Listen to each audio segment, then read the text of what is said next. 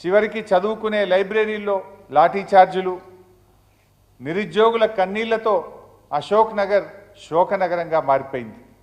బుల్డోజర్లతో ఇండ్లు కూల్చి పేదల జీవితాలను ఛిద్రం చేసిండు రేవంత్ రెడ్డి గారు. లగచర్ల లంబాడి బిడ్డల మీద 3rd డిగ్రీని ప్రయోగించారు. రేవంత్ పాలనను క్లుప్తంగా చెప్పాలంటే తిట్లు కోట్లు, ఓట్లు నోట్లు. ప్రతిపక్షాలకేమో తిట్లు, ప్రజలకేమో కోట్లు, దేవుళ్ళ మీదనేమో ఓట్లు, తాను తన వారికి అక్రమంగా సంపాదించిన నోట్లు. తిట్లు కోట్లు, ఓట్లు నోట్లు. ఇది రేవంత్ పాలన. ఇక ప్రజా దర్బార్ మేనిఫెస్టోలో 2వ పారాగ్రాఫ్లో చెప్పారు, గత కాంగ్రెస్ ప్రభుత్వంలాగా ముఖ్యమంత్రి గారు తన క్యాంపు కార్యాలయంలో ప్రతిరోజు ప్రజల్ని కలుస్తారు. అది మొదటి రోజు ఒక 5 నిమిషాలతో అయిపోయింది. ఆ మొదటి రోజు పోయి ఒక 5 నిమిషాలు కలిసిండు.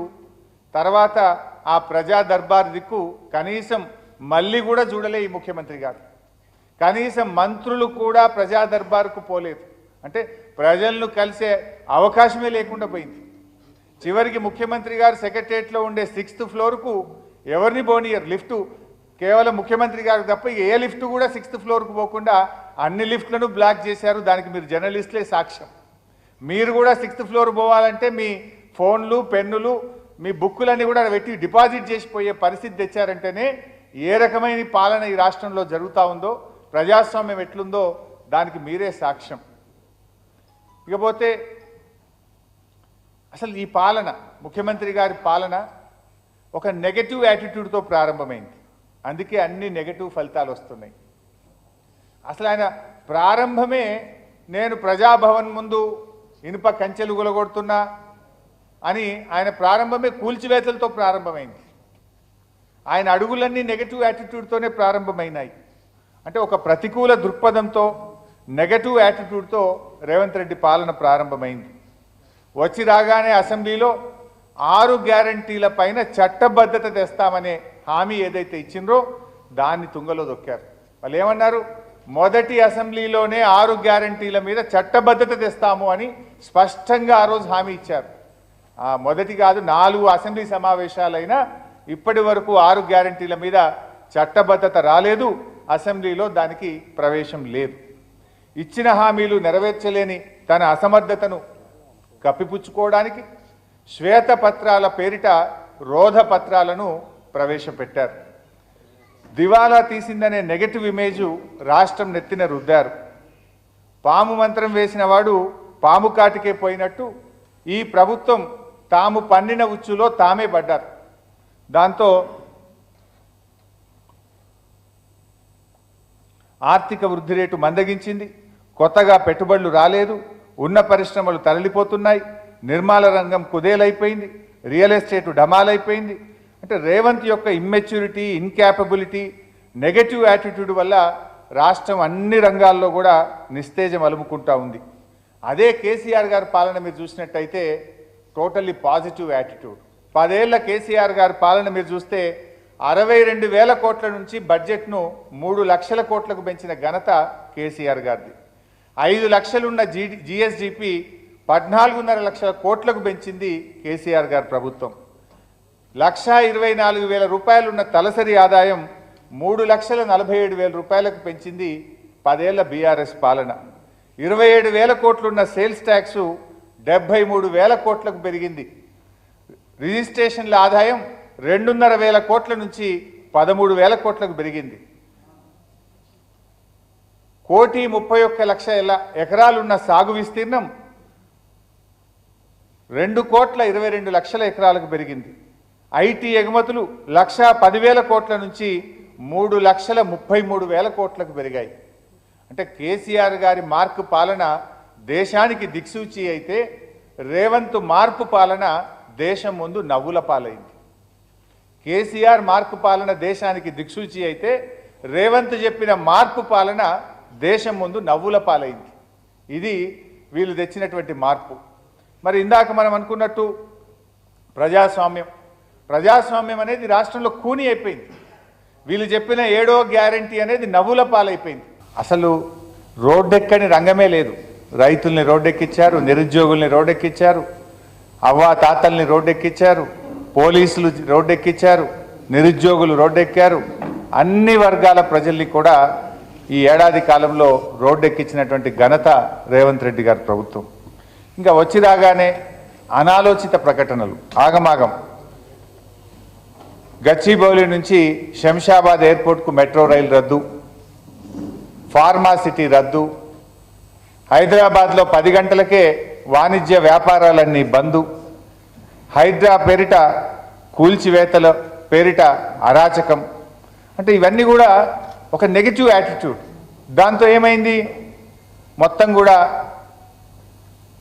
వ్యాపార సంస్థలు వెనక్కిపోతూ ఉన్నాయి, పెట్టుబడులు వెనక్కిపోతూ ఉన్నాయి. దాంతో నాలుక గరుచుకొని అన్నీ తూచి అన్నాడు. లేలే మెట్రో రైలు రద్దు కాదు, రూట్ మార్పు అంటాడు. ఫార్మాసిటీ రద్దు కాదు, కొంత మాత్రమే పెడతా అంటాడు. 10 గంటలకు దుకాణాలు బంద్ అంటాడు.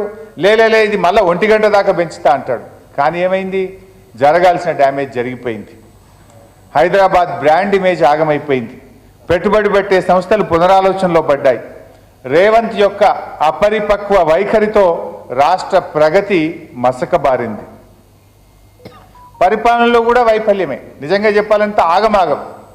మీరు చూస్తే ఇది ఎంత తత్తర బిత్తర ప్రభుత్వం అంటే, హైదరాబాద్ నగరానికి సంవత్సరంలో 3 పోలీస్ కమిషనర్లు మారారు, ట్రాన్స్కో సిఎండీలు 4 మారారు, జిహెచ్ఎంసీ కమిషనర్లు 3 మారారు, రంగారెడ్డి కలెక్టర్లు 3 మారారు. ఇట్లా చెప్పుకుంటూ పోతే అంత ఆగమాగం. శాఖల మధ్య సమన్వయం లేదు. ముఖ్యమంత్రి స్వయంగా నిర్వహిస్తున్న విద్య, ఎస్సీ, ఎస్టీ, మైనార్టీ శాఖల్లోనే పరిస్థితులు అత్యంత దారుణంగా అస్తవ్యస్తంగా ఉన్నటువంటి పరిస్థితి. ఇలా పాఠశాలల్లో గురుకుల విద్యార్థులు విష ఆహారం తిని ప్రాణాలు కోల్పోతున్న పరిస్థితి. మద్యం అమ్మకాలు పెరగడం లేదని, ప్రజల్ని ఇంకా మద్యం బాగా తాగించండి అని 31 మంది ఎక్సైజ్ అధికారులకు మెమోలు ఇచ్చిన ప్రభుత్వం రేవంత్ ప్రభుత్వం. అంటే దీన్ని బట్టి ఒకటి ఏమర్థమవుతుంది, సీఎం రేవంత్ రెడ్డి పరిపాలనలో ఆయనకు కన్విక్షన్ లేదు, కాన్సన్ట్రేషన్ లేదు, కన్సిస్టెన్సీ లేదు అనేటువంటి విషయం చాలా స్పష్టంగా ఈరోజు మనకు అర్థమవుతా ఉంది. చివరికి వరదలు వచ్చినాయి. మీరందరూ ఖమ్మంలో, మహబూబాద్లో వరదలు వస్తే చూశారు. వరద సహాయక చర్యల్లో కూడా ఈ ప్రభుత్వం దారుణంగా ఫెయిల్ అయిపోయింది. 3 మంత్రులు ఉన్న ఖమ్మం జిల్లాలో వరద ముంచెత్తితే సకాలంలో సహాయక చర్యలు చేయలేకపోయారు. చీటికి మాటికి హెలికాప్టర్ ఎత్తారు. భువనగిరి పోయినా హెలికాప్టరే, గజ్వేల్కి పోయినా హెలికాప్టరే, చివరికి నకరేకల్ పోయినా హెలికాప్టరే. అంటే ఈ ప్రభుత్వంలో ఉన్న పెద్దలు చీటికి మాటికి హెలికాప్టర్ వాడింది, కానీ వరదలు వస్తే కనీసం వరద బాధితుల్ని కాపాడడానికి హెలికాప్టర్ కూడా పంపలేనటువంటి చేతగాని ప్రభుత్వం ఈ కాంగ్రెస్ ప్రభుత్వం. చివరికి 3 మంత్రులు ఉన్న ఖమ్మం జిల్లాలో పరిస్థితి ఏంటంటే, ఒక బాధ్యత మరచినటువంటి ఒక మంత్రి సిగ్గు లేకుండా భగవంతుని మీదనే భారం అన్నాడు. భగవంతుడే వాళ్ళని కాపాడాలని చేతులెత్తిండు మంత్రి. అంటే వరదల్లో చిక్కుకున్న 8 మందిని ప్రభుత్వం కాపాడకపోతే స్థానికులు జేసీబీ సహాయంతో ఆ 8 మంది ప్రజలు తమకు తామే కాపాడుకున్న పరిస్థితి. కొంతమంది ఏమో హెలికాప్టర్ రాక ప్రజల్ని కాపాడుకోలేక 7 మొన్నటి వరదల్లో ప్రాణాలు విడిచినారు. 7 ప్రాణాలు పోవడానికి ఈ ప్రభుత్వ వైఫల్యం కారణం. వరద బాధితుల్ని ఆదుకోవడంలో కూడా ప్రభుత్వం చాలా దారుణంగా ఫెయిల్ అయిపోయింది. సబితక్క, నేను, జగదీష్ రెడ్డి గారు, గంగుల కమలాకర్ గారు ఆ రోజు మేము ఖమ్మం వరద బాధితుల్ని పరామర్శించడానికి మా జిల్లా పార్టీ అధ్యక్షులు మధు గారు, ఖమ్మం జిల్లా నాయకత్వం పిలిస్తే మేము అక్కడికి వెళ్తే మా మీద దాడి. పైగా వరద సహాయక చర్యలు చేపట్టకపోగా, వరద బాధితుల్ని కాపాడుకోలేక పరామర్శించడానికి వెళ్ళిన బీఆర్ఎస్ నాయకత్వం మీద రాళ్ల దాడి చేసినటువంటి ప్రభుత్వం ఈ కాంగ్రెస్ ప్రభుత్వం. ఇక లా అండ్ ఆర్డర్ అయితే ఈ రాష్ట్రంలో పూర్తిగా ఫెయిల్ అయిపోయింది. ప్రశాంతతకు చిరునామాగా ఉన్న తెలంగాణ నేడు అశాంతితో అలజడితో అట్టుడికిపోతా ఉంది. 10 ఏళ్ల కేసీఆర్ గారి హయాంలో ఎక్కడా మత కలహాలు లేవు. రేవంత్ ఏడాది పాలనలో 9 చోట్ల మత కలహాలు జరిగాయి. 9 చోట్ల మత కలహాలు జరిగాయి. రాష్ట్రంలో ఎన్నడూ లేని విధంగా రాజకీయ కక్ష సాధింపు చర్యలు జరుగుతూ ఉన్నాయి. క్రైమ్ రేట్ విపరీతంగా పెరిగిపోయింది. హత్యలు పెరిగాయి. అత్యాచారాలు నిత్యకృత్యం అయిపోయినాయి.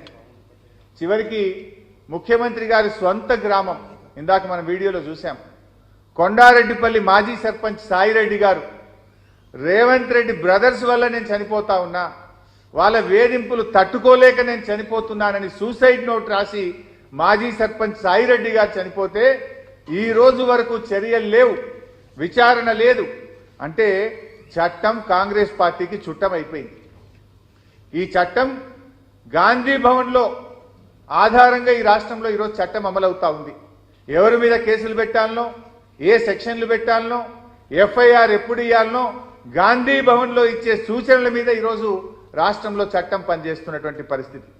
అంటే పరిపాలన మీద పట్టులేక, శాంతి భద్రతలు సరిగ్గా నిర్వహించలేక, హోంమంత్రిగా కూడా ముఖ్యమంత్రి స్వయంగా ఉండి ఈరోజు శాంతి భద్రతల్ని కాపాడడంలో పూర్తిగా ఈ ప్రభుత్వం ఫెయిల్ అయిపోయింది.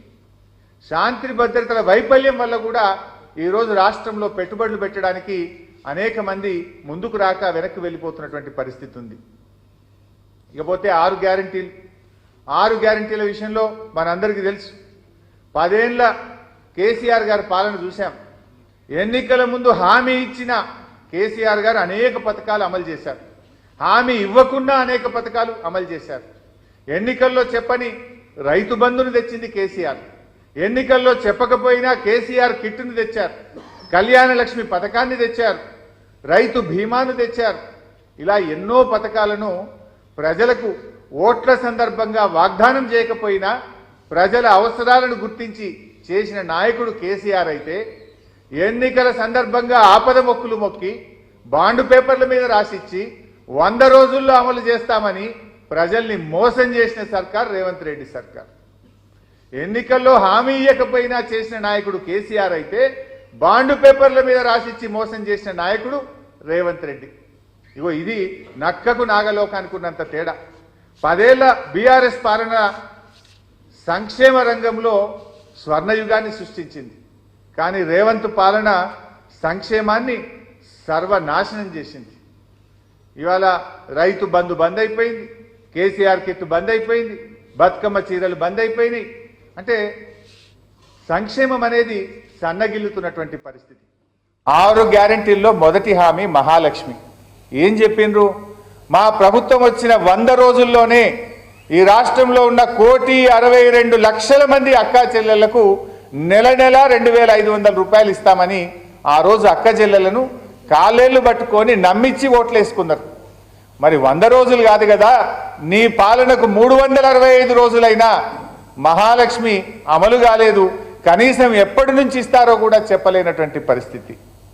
ఇక ఇందిరమ్మ పథకం కింద సంవత్సరానికి 4,50,000 ఇల్లు కట్టామన్నారు. మరి సంవత్సరం గడిచింది, ఈ రాష్ట్రంలో ఒక్క ఇల్లన్న కట్టారా అని నేను అడుగుతున్నా. కూల్చిన ఇండ్లే తప్ప ఏడాది పాలనలో కట్టిన ఒక్క ఇల్లు కూడా లేదు. హైడ్రా పేరిట, మూసి పేరిట పేదల బతుకులు కూల్చినావు, పేదల ఇండ్లు కూల్చినావు తప్ప నీ ఏడాది పాలనలో ఒక్క ఇల్లు కూడా రేవంత్ రెడ్డి గారి ప్రభుత్వం కట్టలేకపోయింది. ఇక విద్యా భరోసా కార్డు అన్నారు. విద్యా భరోసా కార్డుకు కూడా రైతు భరోసాకు పట్టిన గతే పట్టింది. విద్యా భరోసా కింద ప్రతి విద్యార్థికి 5 లక్షల రూపాయలు ఇస్తామన్నారు. 5 లక్షలు కాదు కదా, 5 పైసలు కూడా ఇవ్వని ప్రభుత్వం రేవంత్ రెడ్డి ప్రభుత్వం. విద్యా భరోసా పోయింది, కానీ వస్తున్న ఫీజు రియంబర్స్మెంట్ను కూడా ఆగం చేసింది. కరోనా లాంటి కష్టకాలంలో కూడా ప్రతి సంవత్సరం కేసీఆర్ గారు 2,500 కోట్ల రూపాయల ఫీజు రియంబర్స్మెంట్ ఇస్తే, రేవంత్ రెడ్డి గారి ఏడాది పాలనలో ఒక్క నయా పైసా కూడా ఫీజు రియంబర్స్మెంట్కు ఇవ్వకుండా ఇవాళ విద్యార్థుల ఉసురు పోసుకుంటున్నాడు రేవంత్ రెడ్డి గారు. ఇకపోతే కేసీఆర్ కంటే మిన్నగా నేను పింఛన్లు ఇస్తా,